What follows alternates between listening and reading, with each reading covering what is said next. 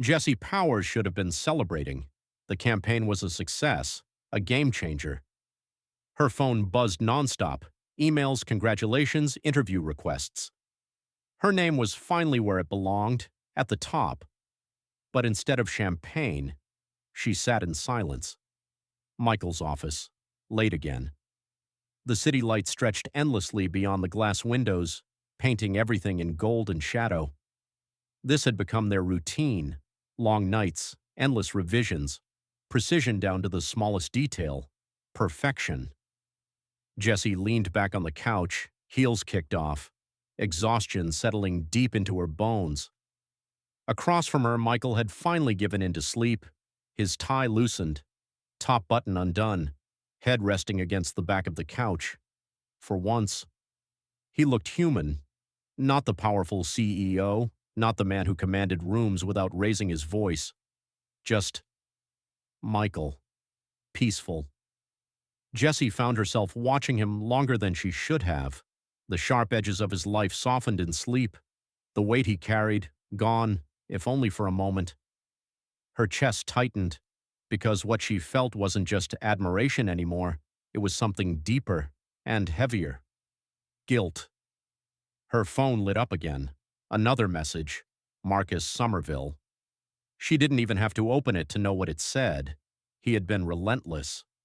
For 2 years, Somerville and company had been circling her, patient, calculated. But now they were closing in. The offers had changed, bigger, bolder, impossible to ignore. Salary increases that made her pause, titles that came with power and attention, the kind that blurred lines.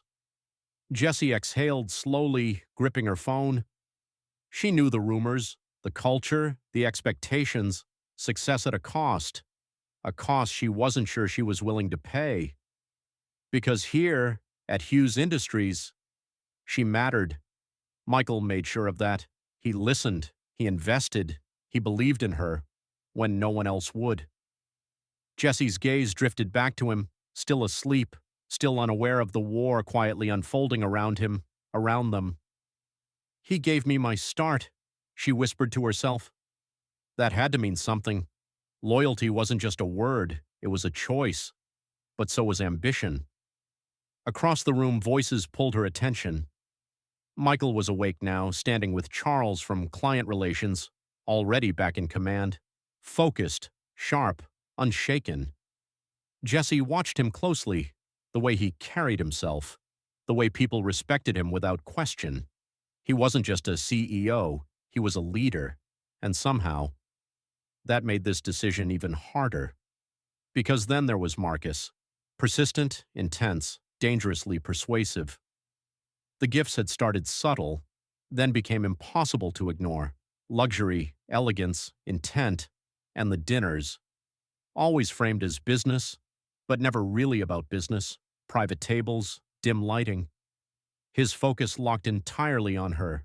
Every conversation, redirected, personal, calculated. Jessie, he'd say, leaning in just enough, you're bigger than where you are. And maybe she was. That was the problem. Jessie stood slowly, smoothing her dress, her mind racing. Money, loyalty, integrity, desire, all pulling her in different directions. Michael glanced over, their eyes meeting for just a second longer than necessary. Something unspoken passed between them, something neither of them dared to define. Jessie swallowed, because for the first time, this wasn't just about her career anymore. It was about what she was willing to lose to win, and what or who she was willing to walk away from. Stay tuned for Part 3. Also, check out Forced to Marry and Love's Deception on morelegacypublishing.com.